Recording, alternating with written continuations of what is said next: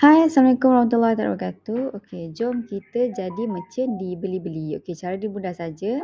Kita perlulah membeli salah satu produk yang ada dekat Beli-Beli. Dan lepas kita login sebagai affiliate, kita klik dekat ikon yang kat tengah-tengah bawah ni. Lepas tu kita scroll ke bawah. Kita akan nampak button kat tengah ni, sertai sebagai merchant. Okey, kita klik dekat situ.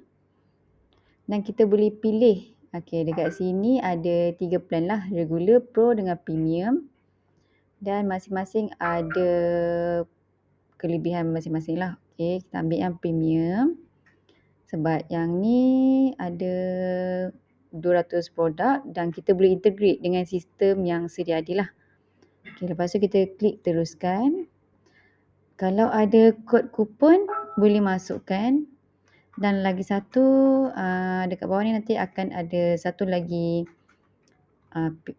kotak lah untuk kita masukkan kita punya referral code. Contohnya daripada kawan kita yang suruh kita daftar merchant ke. So kita boleh masukkan referral code dia. Okey, lepas tu dekat sini kita ada terma dan syarat. Boleh klik dan baca. Lepas tu kita dah baca dan setuju, kita boleh tick dan kita boleh buat payment teruslah. Okey, itu saja. Terima kasih.